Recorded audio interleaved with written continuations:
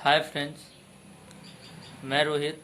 आज आप सभी के लिए क्लास 10th के फिजिक्स का एक टॉपिक लिए हैं जो कि प्रकाशिकी है। तो प्रकाशिकी में हम लोग आज इस वीडियो में जानेंगे कि प्रकाश के परावर्तन किसे कहते हैं। तो चलिए फ्रेंड्स, हम लोग स्टार्ट करते हैं। तो सबसे पहले हमको ये जानना है कि प्रकाशिकी कहते किसको है। तो यहाँ पे हम लोग लिखेंगे प्रकाशिकी किसे कहते हैं। तो यहाँ लिखेंगे प्रकाशिकी।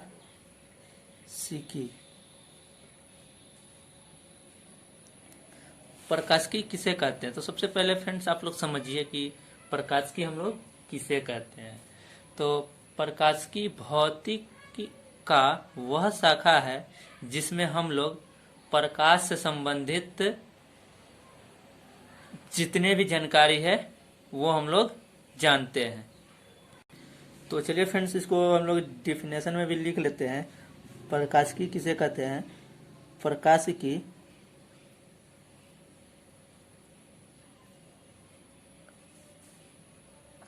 भौतिक का वह शाखा है जिसमें हम लोग प्रकाश से संबंधित जानकारियाँ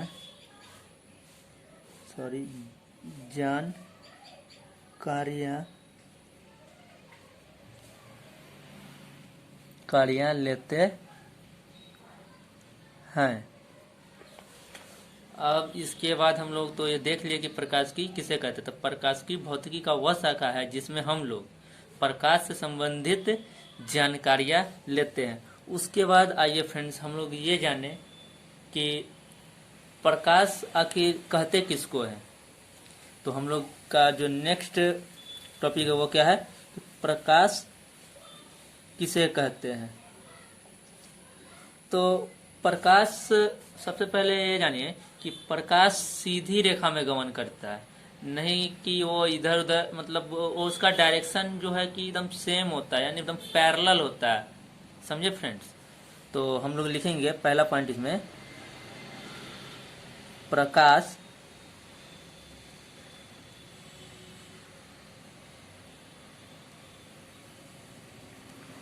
सीधी रेखा में गमन करता है। और इसके बाद जो नेक्स्ट पॉइंट है कि प्रकाश विद्युत चुंबकीय तरंग है।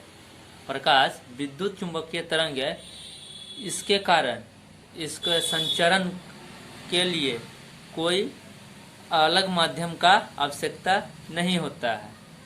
कहने का मतलब है कि प्रकाश एक विद्युत चुंबकीय तरंग है जिसका गमन करने या संचरण का मतलब ही होता है गमन करना या चलना। तो हम लोग ऐसे लिख सकते हैं कि प्रकाश एक विद्युत चुंबकीय तरंग है जिसके संचरण के लिए कोई भी माध्यम की आवश्यकता नहीं होती है। तो हम लिखेंगे नेक्स्ट पॉइंट, प्रकाश विद्युत चुंबकीय तरंग है जिसके कारण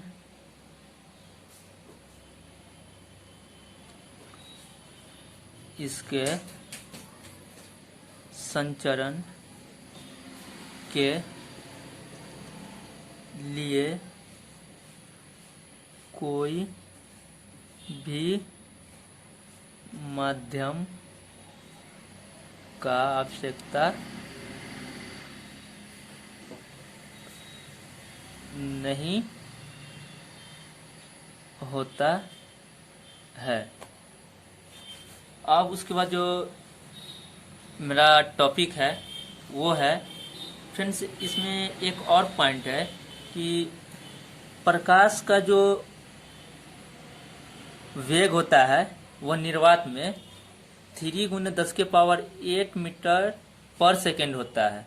यानी तो नेक्स्ट पॉइंट में हम लोग लिखेंगे कि प्रकाश का वेग निर्वात में 3 × 10⁸ मीटर पर सेकेंड होता है। अब जो इसके बाद मेरा नेक्स्ट टॉपिक है वो है कि प्रकाश का परावर्तन।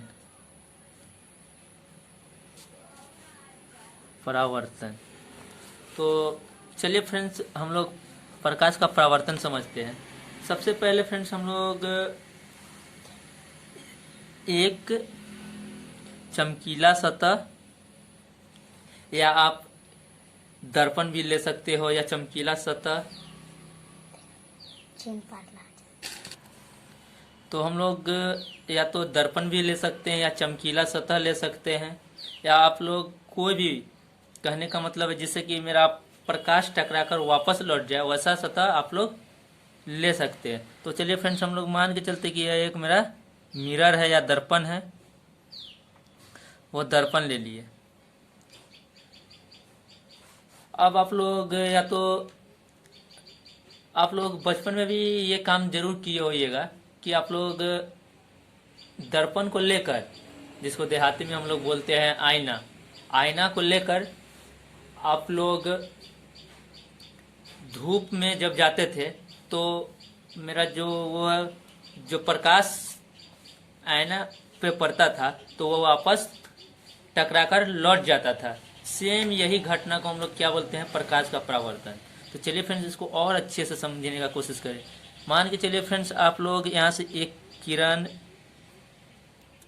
आया, यहाँ से मान के चलिए एक किरण आया और यहाँ पड़ने के बाद टकराकर वापस लौट जाता है। इसी घटना को हम लोग क्या बोलते हैं, प्रकाश का परावर्तन।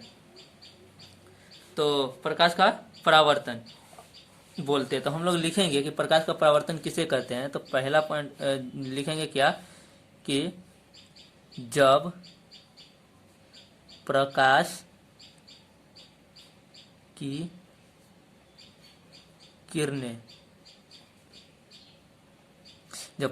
किरणें किसी चमकीले सतह या दर्पण से टकरा कर वापस लौट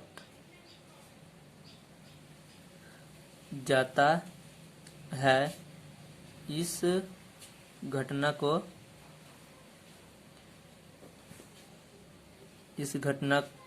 घटना को प्रकाश का परावर्तन कहते हैं। तो प्रकाश का परावर्तन कहते हैं। तो देखिए फ्रेंड्स, ये मेरा जो है इसको हम लोग क्या बोलते हैं, आपतित किरण। वैसा किरण जो कि दर्पण पे आके टकराता है उसको हम लोग क्या बोलते हैं, आपतित किरण। और वैसा किरण जो दर्पण से टकराकर वापस लौटता है उस किरण को क्या बोलते हैं, परावर्तित किरण।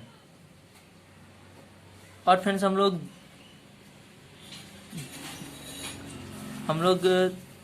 एक लंब डालते हैं दर्पण पे, है ना, उसको हम लोग क्या बोलते हैं, अभिलंब।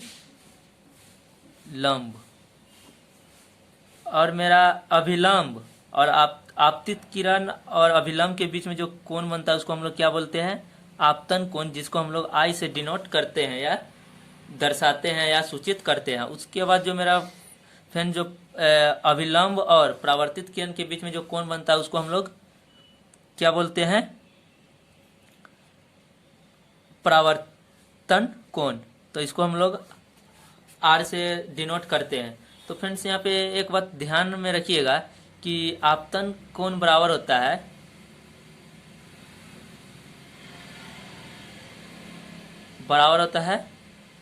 परावर्तन कोण के।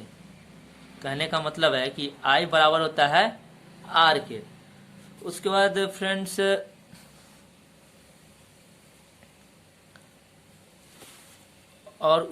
फ्रेंड्स यहाँ पे जो हम लोग का होता है इसका परावर्तन का नियम। अब हम लोग जो नेक्स्ट टॉपिक हम लोग जानेंगे वो क्या है कि परावर्तन का नियम कितना। तो फ्रेंड्स परावर्तन का नियम मुख्यतः दो होते हैं। कौन कौन सा होता है?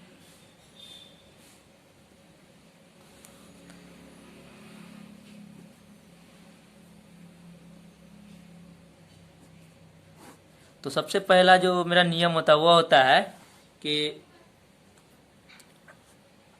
आपतन कोण है ना परावर्तन कोण के बराबर होता है। तो यहाँ पे देखिए फ्रेंड्स, आपतन कोण जो होता है कि परावर्तन कोण के बराबर होता है।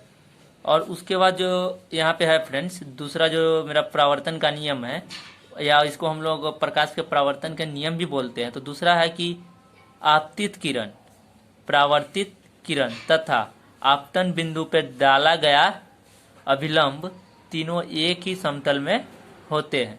तो चलिए फ्रेंड्स हम लोग डायग्राम के माध्यम से समझेंगे तो और ज़्यादा क्लियर होगा। तो हम लोग यहाँ पे देखेंगे कि ये मेरा आपतन बिंदु जिसको हम लोग ने ओ माना है, तो इस पे एक किरण जो आ रहा है इसको हम लोग आपतित किरण बोलते हैं। और यहाँ से जो टकराकर वापस, यानी कि आपतन बिंदु से टकराकर जो किरण वापस जाता है उसको हम लोग क्या बोलते हैं? परावर्तित किरण। और जो हम लोग आपतन बिंदु पे लंब डाल रहे हैं उसको अभिलंब बोलते हैं। तो आपतित किरण, परावर्तित किरण तथा अभिलंब तीनों एक ही समतल में हुए कि नहीं फ्रेंड्स? यहीं पे है हुआ ना सब, यहीं पे तीनों यहीं पे आकर के मिल रहा है। तो इसको हम लोग क्या बोलते हैं कि आपतित किरण, परावर्तित किरण तथा अभिलंब तीनों एक ही समतल में होते हैं। तो नेक्स्ट हम लोग देखेंगे टॉपिक में कि प्रतिबिंब किसे कहते हैं, है ना, उसके कितने टाइप होते हैं और उन दोनों टाइप्स के में क्या अंतर होते हैं वो भी हम लोग नेक्स्ट वीडियो में जानेंगे। अगर फ्रेंड्स मेरा ये वीडियो आप लोगों को अच्छा लगा हो तो शेयर करें, सब्सक्राइब करें और फुल्ली सपोर्ट करें। क्योंकि फ्रेंड्स आप लोग अगर सपोर्ट करोगे तो मैं आप लोग को पूरा जो सिलेबस है 10th का वो कंप्लीट करवा दूंगा। तो अगर फ्रेंड्स मेरा वीडियो अच्छा लगा हो तो लाइक ज़रूर कीजिएगा। थैंक्स।